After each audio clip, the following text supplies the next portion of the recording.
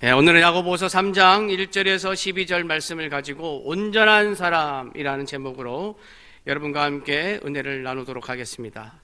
일본인 심리학자 나이토 요시히토라는 분이 계신데 이분이 쓴 책이 있습니다. 그 책 제목이 뭐냐면 말투 하나 바꿔 쓸 뿐인데, 이 책에 보면 이런 내용이 나옵니다. 보통 부부가 이혼을 하면 그 이유가 대부분 성격 차이라고 말할 때가 많습니다. 그리고 뉴스를 보거나 연예인들이 이혼을 하면 대부분 성격 차이라고 얘기를 하는데, 그런데 이분이 40년간 3,600쌍의 부부를 연구한 결과 성격 차이와 이혼의 상관관계는 아주 적다는 것입니다. 그러면 이혼의 이유가 무엇인가 했더니 평소에 주고받는 대화 때문이었습니다. 부부 연구팀이 부부의 평소 대화만 이렇게 보면은 이혼 가능성을 94% 정도를 예측을 할 수 있다고 합니다. 부부관계를 가장 나쁘게 만드는 요소가 뭐냐면 상대방을 깔보는 말, 그리고 상대방을 무시하는 행동입니다. 어이없다는 표정을 짓거나 상대방을 무시하는 듯한 대화를 하는 부부는 거의 15년 내에 다 이혼을 했다고 합니다. 그리고 이들과 심리 상담을 하다 보면 대부분 인간관계로 인하여 스트레스를 호소하고, 직장인의 80%는 일보다는 사람이 싫어서 회사를 그만두었다고 합니다. 결국 우리의 삶은 인간관계로 이루어져 있다는 것을 알려주고 있습니다. 그리고 인간관계는 말이 전부라고 할 수 있습니다. 말투를 살짝 바꾸는 것만으로도 인간관계에 변화가 일어날 수 있다고 말합니다. 심리학에서는 라벨 효과라는 것이 있습니다. 이게 뭐냐면 이 상품이 어떤 상품인지 이제 라벨을 붙여놓지 않습니까? 근데 그 라벨을 붙이듯이 상대방에게 당신은 사려 깊은 사람이군요, 당신은 친절한 사람이군요, 당신은 이해심이 많은 사람이군요 라는 긍정적인 말을 해주면서 그 상대방에게 이 라벨을 붙이듯이 이 말을 해주고, 이 말을 해주는 그 상대방은 그 상대방이 그 기대대로 라벨을 붙인 것처럼 그 기대대로 행동을 하게 된다는 것입니다. 상대방에게 바라는 모습이 있다면 야, 너 이런 사람이 돼봐 라고 말하기보다는 라벨을 잘 붙여서 그런 모습을 보이도록 유도하는 편이 훨씬 더 효과적이라는 것입니다. 부부관계도 마찬가지입니다. 이때까지 나는 상대방에게 어떤 라벨을 붙여왔는지를 먼저 돌아보고 새로운 긍정적인 라벨을 붙여주고, 말투 하나만 바꿔도 인간관계가 달라지고 인생이 달라진다고 이 책은 말하고 있습니다. 야고보도 오늘 말씀을 통해서 그리스도인의 말에 대해서 말하고 있습니다. 야고보는 첫 번째 제시어로 말로 많은 것을 가르치는 랍비, 즉 선생에 대해서 먼저 이야기를 꺼냅니다. 1절입니다. 함께 봉독하겠습니다. 내 형제들아, 너희는 선생된 우리가 더 큰 심판을 받을 줄 알고 선생이 많이 되지 말라. 1절에 나오는 선생은 랍비를 말하는데, 랍비는 당시에 사람들이 선호하는 직업이었습니다. 랍비는 공식적으로 말씀을 가르치는 교사나 율법사를 지칭합니다. 그런데 예수님이 활동하시던 때까지만 해도 이 랍비라는 단어는 서기관 학교에서 훈련받은 사람이나 학자들이나 교사들에게 해당하는 그런 말이 아니었고 굉장히 넓은 의미의 존칭어로 사용을 하였습니다. 그래서 예수님이 회당에서 강론하시고 반대자들과 토론하시고 비유와 격언들을 가르치시는 이 예수님도 사람들은 랍비라고 불렀습니다.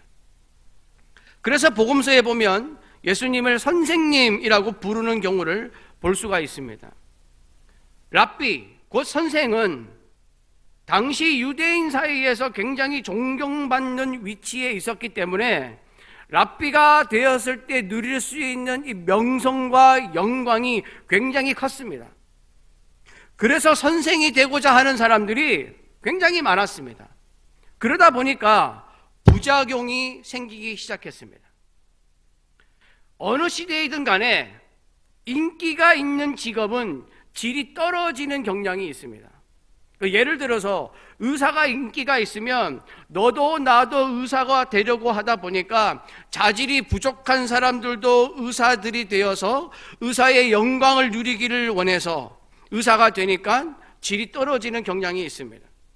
그리고 판검사가 인기가 높아지면 판검사 하려는 사람이 많아지니까 자질이 부족한 사람들이 판검사가 되면서 질이 떨어지는 경향이 있습니다. 당시도 마찬가지였습니다. 랍비는 당시에 큰 인기가 있는 직업이었고 지원자가 굉장히 많았습니다. 랍비의 영광만 누리기 위해서 랍비가 되고자 하는 사람들이 많아지니까 성품이나 인격이 검증되지 않은 독선적인 사람이 선생이 되는 경우도 있고 도덕적으로 문제가 되는 사람이 선생이 되는 경우도 있었습니다. 자질이 부족한 사람들이 선생이 되면서 잘못된 가르침을 주거나 가르치기는 하지만 모범이 되지 못하는 경우가 빈번하게 발생했습니다. 선생이 많이 되지 말라는 말은 이와 관련된 말이었습니다. 다른 사람을 가르치는 일은 책임이 따르는 일입니다. 잘못 가르쳐서 제자들을 잘못된 길로 가게 하거나 잘못된 행실을 보이면서 그 행실을 따라가게 만든다면 그 책임은 그 선생이 가져야 합니다. 그래서 선생된 우리가 더 큰 심판을 받을 줄 알고 선생이 많이 되지 말라라고 성경은 말하고 있는 것입니다. 그러면서 야고보는 말에 대해서 이야기를 이어갑니다. 랍비는 말로 하나님 말씀과 하나님의 뜻을 사람들에게 전달하는 사람입니다. 말은 사람의 의사소통에 아주 중요한 수단입니다. 야고보는 말을 주로 하는 랍비뿐만 아니라 말을 하면서 살아가는 우리 그리스도인들에게 말이 얼마나 중요한가를 보여주고 있습니다. 여러분, 사람이 평생 살면서 사용하는 시간을 대략 계산을 해보면 이렇다고 합니다. 일하는 시간이 23년, 잠자는 시간이 20년, 식사하는 시간이 7년, 길에서 보내는 시간이 5년, 옷 입고 꾸미는 시간이 5년, 화내는 시간이 5년, 전화통화가 1년, 잡담하는 시간이 70일, 웃는 시간이 89일, 이렇게 된다는 것이죠. 그런데 이 통계의 내용을 보면 사람이 말하는 데 사용하는 시간은 그렇게 많지가 않습니다. 물론 상황에 따라 사람에 따라 여러 가지 요인에 따라서 다 다르겠지만 일반적으로 사람이 평균적으로 말하는 시간이 하루에 1시간에서 2시간 정도밖에 안 된다고 그러네요. 평생 말하는 시간은 약 한 1년 정도라고 합니다. 생각보다 굉장히 작다고 느껴지지 않습니까? 여성분들 친구와 만나서 얘기하다가 하지 못한 이야기는 나중에 전화로 하자고 하시고, 그리고 전화 통화하다가 끊으면서 자세한 이야기는 또 만나서 하자고 하시는데 그렇게 이야기를 하시는데, 저희 어머니도 예전에 보면 저희 아내와 통화를 하는 거 보면 1시간, 2시간씩 통화를 하거든요. 남자들도 정치 얘기, 군대 얘기하면 시간 가는 줄 모릅니다. 그런데 의아하게 아무튼 평생 말하는 데 사용하는 시간이 평균 한 1년 정도라고 말합니다.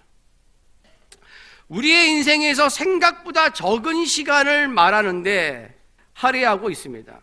그런데 성경은 우리가 적은 시간을 말하는데 할애하면서 말실수를 하면서 산다고 말씀하고 있습니다. 2절입니다.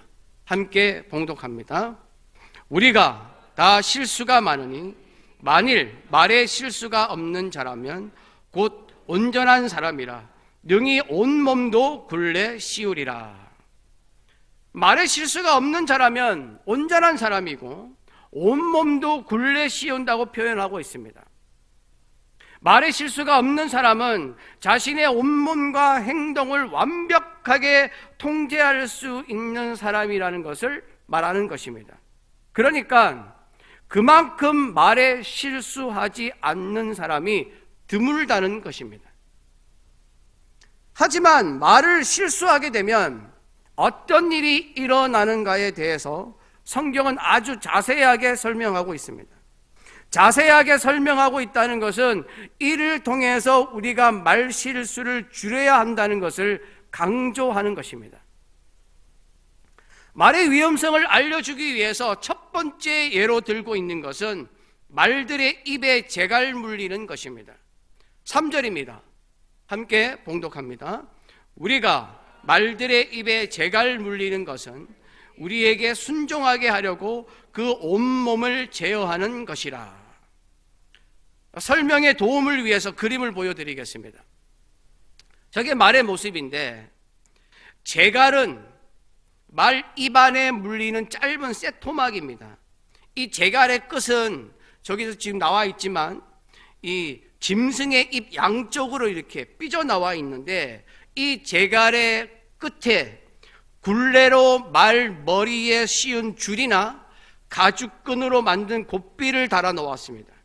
그래서 말 탄 사람이나 마차를 모는 사람이 곱비를 오른쪽으로 당기거나 왼쪽으로 당기면 말이 그 재갈을 물고 있기 때문에 자기의 얼굴이 오른쪽으로 왼쪽으로 돌릴 수밖에 없어서 그 말의 행동을 이 말을 탄 사람의 그 생각에 따라서, 원하는 것에 따라서 말이 움직일 수밖에 없게 되어 있습니다. 곱비를 매면 말은 사람이 움직이고자 하는 그 방향으로 순종할 수밖에 없습니다. 아무리 길들지 않은 야생마라도 저렇게 말 굴레를 씌우고 재갈을 물려서 곱비를 매면 길들게 되어 있습니다. 그러므로 재갈은 온몸을 제어하는 것입니다. 재갈은 입에 무는 작은 것이지만 이 작은 것이 말의 온 몸을 제어하고 움직이는 것입니다. 말의 위험성을 알려주기 위해서 두 번째 예로 들고 있는 것은 배입니다. 4절입니다. 함께 봉독합니다. 4절.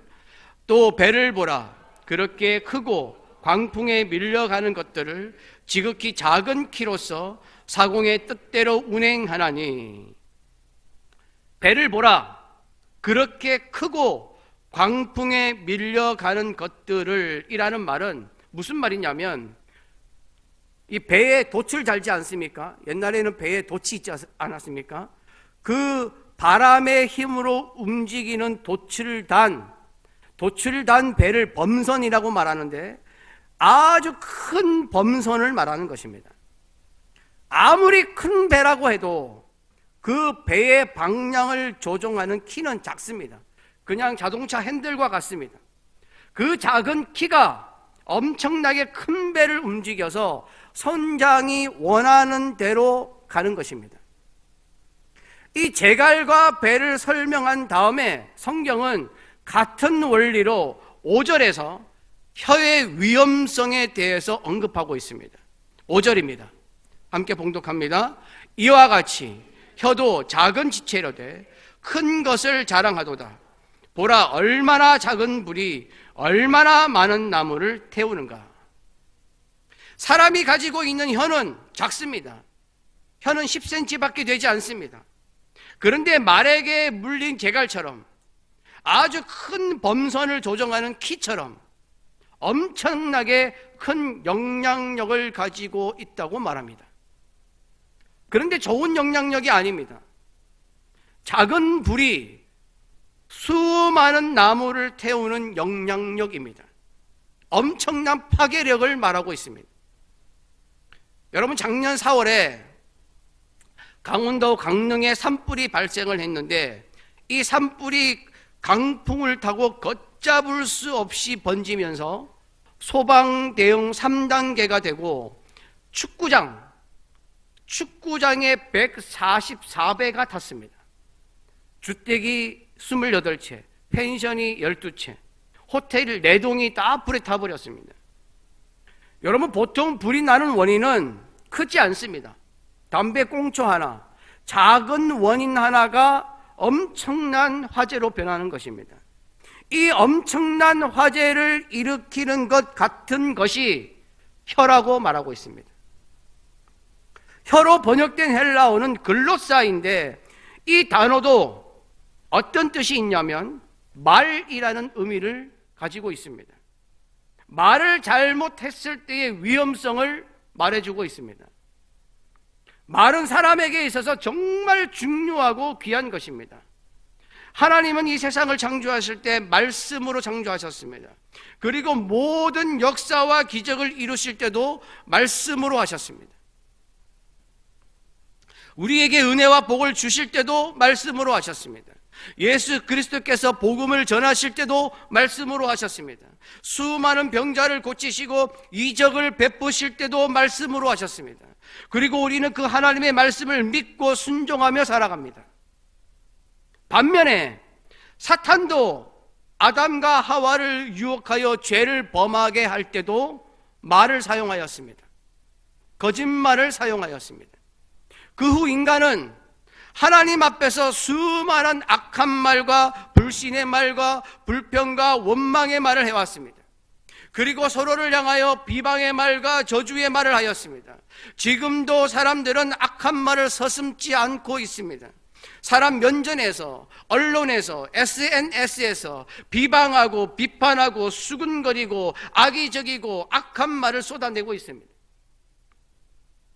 여러분, 악한 말의 시작은 사탄입니다. 마귀가 헬라어로 뭐냐면 디아볼로스입니다. 이 단어의 뜻은 참소자, 비방자라는 뜻입니다. 이 단어는 수다쟁이, 고발자, 헐뜯는 자를 뜻하는 것인데 이 단어의 뿌리가 되는 동사가 뭐냐면 이런 뜻입니다. 뒤죽박죽으로 만들다, 서로 갈라지게 하다, 둘로 나누다, 적이 되게 하다, 이런 의미를 지니고 있습니다. 다시 말하면 이간질하는 것을 말합니다. 마귀는 참소자, 비방자, 수다장이, 고발자, 헐뜯는 자, 이런 뜻인데 전부 다 말과 관련되어 있습니다. 그러니까 말로 하나님과 마귀가 대치되어 있습니다. 우리가 선한 말, 긍정적인 말, 지혜로운 말, 칭찬하는 말, 높여주는 말을 하면 하나님께 속하게 되지만 악한 말, 거짓말, 속이는 말, 이간질하는 말, 비방하는 말, 말을 헐뜯는 말, 수군거리는 말을 하면 마귀의 일을 하는 것입니다. 그리고 히브리어로 말에 해당하는 단어는 다바르라는 단어인데 이 단어가 어떤 뜻이 있냐면 말이라는 뜻 외에 사건이라는 의미도 가지고 있습니다. 즉 말이 곧 사건이라는 것입니다. 그만큼 말에 힘이 있다는 것입니다. 이렇게 영향력을 가지고 힘이 있는 말을 잘못 사용하게 되면 어떤 결과를 초래하게 되느냐? 6절에서 8절에 그것을 설명하고 있습니다. 6절에서 8절입니다. 함께 봉독합니다. 혀는 곧 불이요 불의의 세계라. 혀는 우리 지체 중에서 온몸을 더럽히고 삶의 수레바퀴를 불사르나니 그 사르는 것이 지옥불에서 나느니라. 여러 종류의 짐승과 새와 벌레와 바다의 생물은 다 사람이 길들일 수 있고 길들여 왔거니와 혀는 능히 길들일 사람이 없나니 쉬지 아니하는 악이요 죽이는 독이 가득한 것이라. 혀, 즉 말은 잘못 사용하게 되면 불의의 세계가 됩니다. 불이라고 번역된 헬라어는 아디키아라는 단어인데 이 단어의 뜻이 행악, 불법, 불의, 부정이라는 뜻을 가지고 있습니다. 어떤 때에 사용하는 단어인가 하면 하나님이 원하시지 않는 행동을 하면서 다른 사람들에게 해를 끼칠 때 사용하는 단어입니다. 그러니까 말을 잘못 사용하는 것은 하나님이 원하시지 않는 일일 뿐만 아니라 다른 사람들에게 해를 끼치는 행위입니다. 말로 짓는 죄는 나에게서 그냥 끝나는 죄가 아닙니다. 하나님과 다른 사람에게 해를 끼치는 죄입니다. 그뿐 아니라 혀는 작은 지체로서 큰 영향력을 가진 것처럼 혀를 잘못 사용하면 우리 온몸을 더럽히게 된다고 말씀하고 있습니다. 말을 잘못 사용하면 내가 잘못한 것이지 내 혀만 잘못한 것이 아니지 않습니까? 내 혀가 움직이면 내가 움직인 것입니다. 그러므로 성경은 내가 말을 잘못 사용하면 내 인생에 영향을 준다고 말씀하고 있습니다. 그 표현이 삶의 수레바퀴를 불사른다는 표현입니다. 5절에 나오는 혀의 작은 불이 많은 나무를 태우듯이 내가 사용한 말이 내 인생을 불사를 수 있다고 경고하고 있습니다. 반복되는 혀의 잘못된 사용은 내 인생을 망쳐버릴 수가 있습니다. 여러분, 동물은 사람이 길들이면 길들이는 그대로 행동을 합니다. 동물은 길들어지면 행동하는 루틴이 다 정해져 있습니다. TV에 보면 개를 키우는 가정에 개가 안 좋은 행동을 하거나 사나워지면 전문가가 가서 이제 그 개의 행동을 수정해 주는 프로그램이 있습니다. 그 프로그램에서 개의 행동을 수정하는 것을 보면 굉장히 단순합니다. 전문가의 지시에 따라서 주인이 행동하기만 하면 금방 그 개의 나쁜 행동이 고쳐지는 것을 볼 수가 있습니다. 그래서 동물은 사람한테 길듭니다. 그런데 성경에는 혀는 길들지 않는다고 말하고 있습니다. 내가 좋은 말을 하고 선한 말을 하고 긍정적인 말을 하도록 부단히 노력하지 않으면 안 됩니다.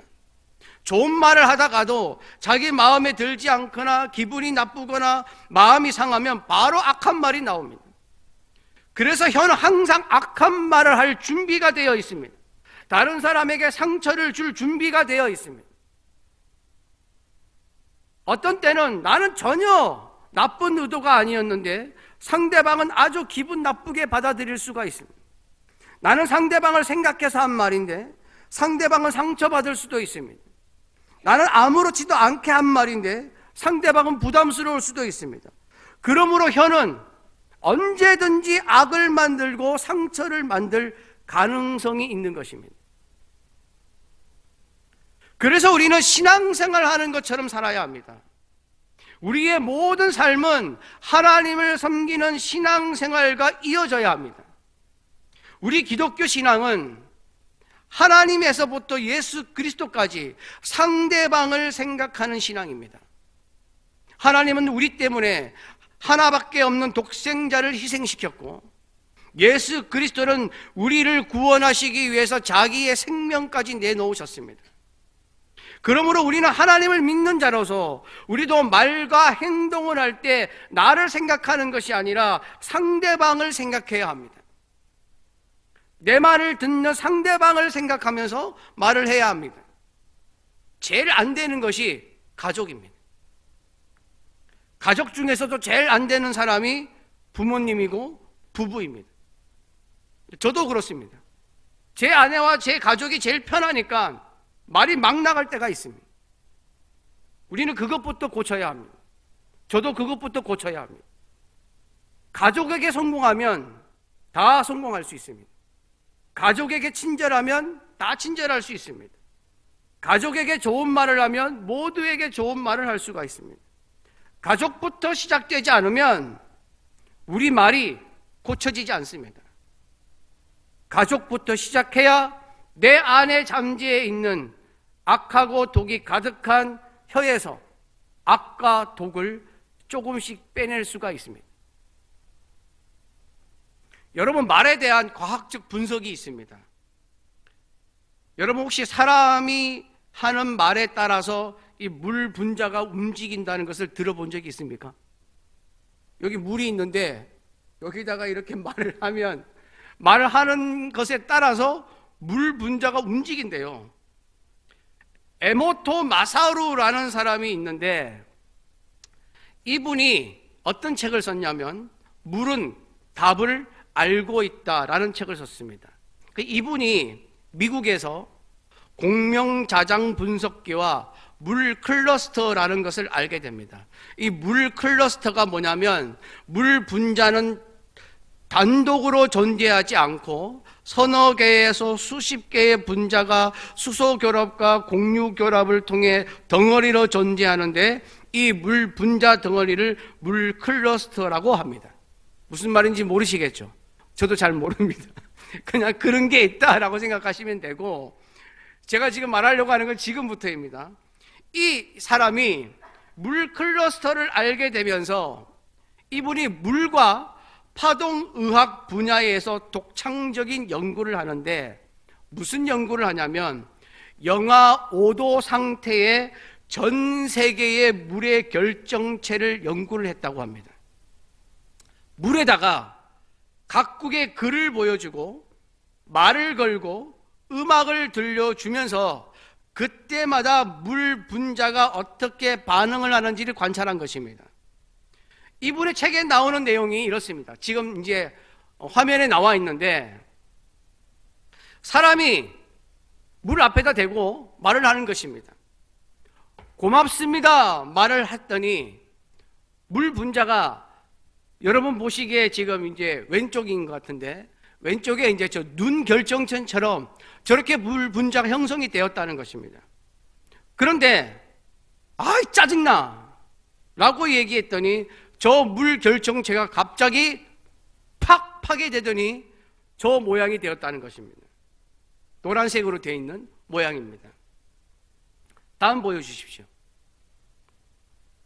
그리고 긍정적인 뜻을 글과 부정적인 글을 보여주었을 때도 저 사진처럼 매우 다른 결정체가 만들어졌다고 합니다.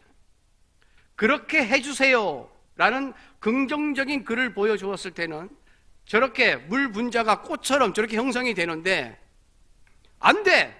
라고 부정적인 글을 보여줬더니 저 꽃처럼 생긴 저 결정체가 갑자기 파괴되면서 저 중간에 뻥 뚫린 것처럼 생긴 저 불 분자가 되었다는 것입니다. 다음 보여주십시오. 그리고 또 이제 물 분자에게 말을 겁니다. 말을 걸어서 너 정말 예뻐 라고 했더니 물 분자가 저렇게 아까 그 모양 비슷하게 꽃 모양 같이 눈 결정체처럼 저렇게 만들어졌다가 미워, 싫어 라고 하는 안 좋은 말을 했더니 맛이 미생물처럼, 미생물 현미경으로 들어가는 것처럼 저렇게 완전히 팍 분산되는 그런 분자의 모습을 보였다는 것입니다. 이 분이 물 분자를 연구한 결과 사랑에 관한 말, 감사에 관한 말을 하거나 글을 보여주었을 때에 물의 결정체가 가장 아름답게 변했다고 합니다. 이분이 이 책에서 주장하려고 하는 것이 뭐냐면 사람의 몸은 70%가 뭐라고요? 물입니다. 물로 되어 있기 때문에 어떤 말을 하느냐에 따라서 몸의 반응이 변한다는 것입니다. 그러니까 말 자체가 상대방을 변화시킬 뿐만 아니라 자기 능력에도 큰 영향을 준다고 합니다.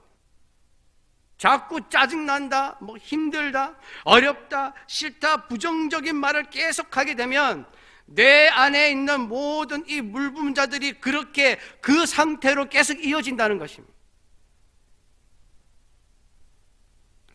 조금 전에 제가 말에는 하나님과 마귀가 대치되어 있다고 말씀을 드렸습니다. 오늘 말씀 9절에서 12절에도 그 내용을 말씀하고 있습니다. 9절에서 12절 함께 봉독합니다. 이것으로 우리가 주 아버지를 찬송하고 또 이것으로 하나님의 형상대로 지음을 받은 사람을 저주하나니 한 입에서 찬송과 저주가 나오는도다. 내 형제들아, 이것이 마땅하지 아니하니라.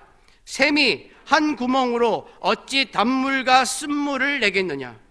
내 형제들아, 어찌 무화과 나무가 감람 열매를, 포도나무가 무화과를 맺겠느냐. 이와 같이 짠물이 단물을 내지 못하느니라. 우리는 하나님이 주신 혀로 하나님을 찬양합니다. 하나님의 위대하심, 하나님의 사랑, 하나님의 은혜, 예수 그리스도의 사랑, 예수 그리스도의 아름다움을 찬양합니다. 그런데 그 입으로 하나님의 형상대로 지음받은 사람을 저주하고 비방하고 헐뜯을 때도 있습니다. 그리스도인의 한 입에서 찬송과 저주가 나오는 것입니다. 성경은 이것이 마땅하지 않다고 말씀하고 있습니다. 하나님이 주신 아름다운 입과 혀로 우리는 하나님이 원하는 일을 해야 합니다. 하나님이 기뻐하시는 하는 행동을 해야 합니다. 마귀가 좋아하는 행동을 해서는 안 됩니다. 마귀가 원하는 행동은 그쳐야 합니다. 우리는 마귀에게 빌미를 주면 안 됩니다.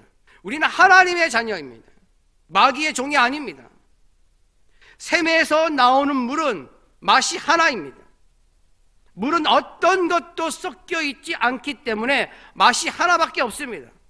뭐 커피처럼 신맛도 있지만 고소한 맛도 있고 쓴맛도 있지만 단맛도 있는 것이 아닙니다. 물의 맛은 하나입니다. 단물이든지 쓴물이든지 하나의 맛입니다. 또한 무화과 나무에는 무화과 열매가 맺어지고 포도나무에는 포도 열매가 맺어집니다. 하나님을 믿는 하나님의 자녀는 하나님이 원하시는 열매를 맺는 자가 되어야 합니다. 다른 열매를 맺으면 안 됩니다.